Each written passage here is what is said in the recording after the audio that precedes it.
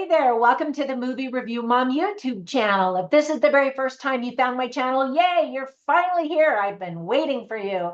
And if you're a returning subscriber, yay, thank you so much for coming back and for showing support. I really appreciate it.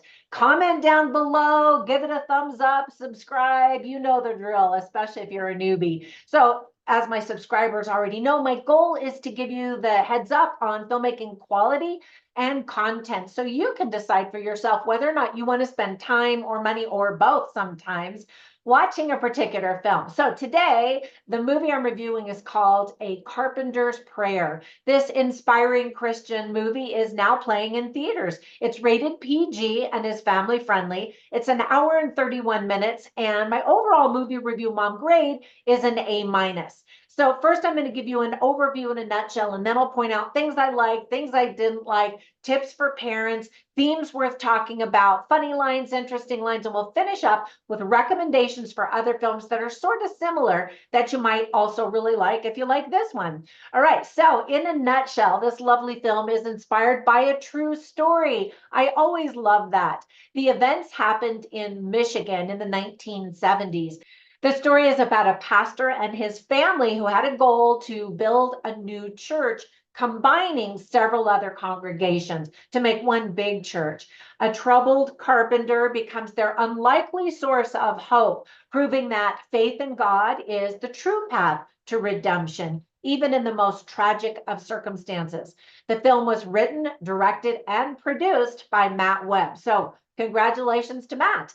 Quick tips for parents. I think kids are mostly going to be bored, even though there are a couple of kids in the story. It's adults talking basically throughout the film. We do see a man drink alcohol a lot, and there's a lot of talk of alcoholism. And we watch him go through rehab with lots of vomiting and trouble and struggles.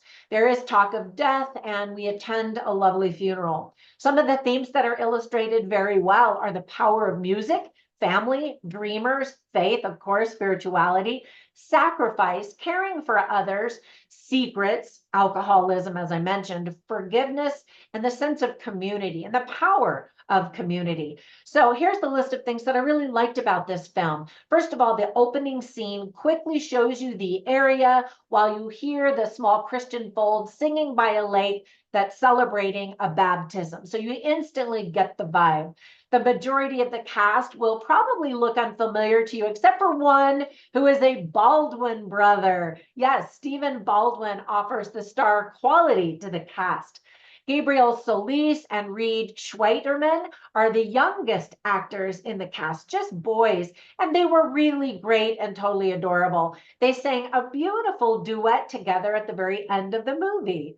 Standouts of the cast also include Bethany Ann Lind, Alicia Kelly, Jeff Dernlin, and David Bianco. There's even a character played by a Down syndrome actor, Michael Paff. Everyone does a really great job.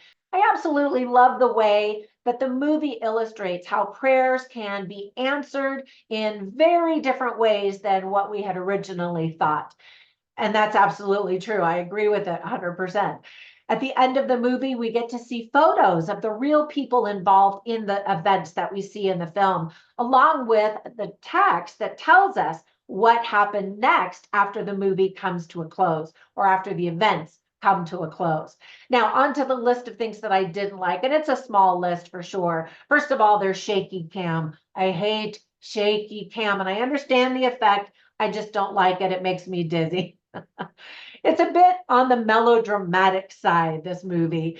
It's very dramatic and, like I said, sometimes overly so, melodramatic. The movie is also very slow moving.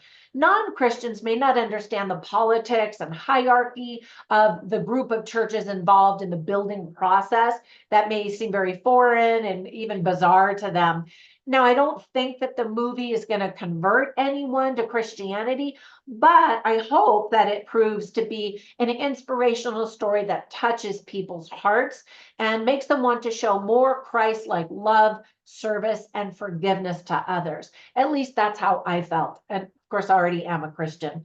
Now, whenever I watch movies, I write down funny lines and interesting lines simply so I can share them with you so you can get a taste of the dialogue and the script writing quality. You can see all of them on my written review at moviereviewmom.com, but I'll share some of them with you right now. So there's a conversation between the superintendent, who's Mr. Davis, and Gabriel Solis, who's a young boy. So the superintendent over the churches said, "The bishop wanted me to congratulate you. 8 baptisms in 2 months. What are you putting in the water?" And then this young boy, again played by Gabriel Solis, says, "Just people with their clothes on."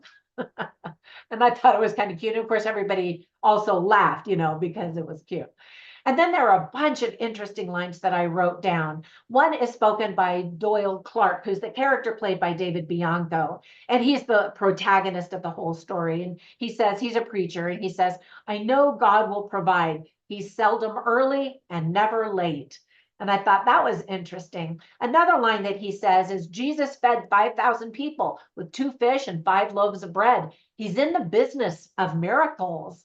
And I love that because the whole theme of the movie is miracles. Sometimes these are miracles that God performs, but more often than not, they're miracles that we perform in the lives of one another. And I love that concept. Another line that David Bianco's character says is, "If we pray, I mean really pray, God will answer us." And he has great faith, and we see him waver like everyone does, but ultimately that faith can really work miracles. Now, another line that David Bianco's character says is, "Jesus said, it's a lamp unto our feet and a light unto our path. The lamp only shines a few feet in front of us, but it doesn't mean the path isn't there."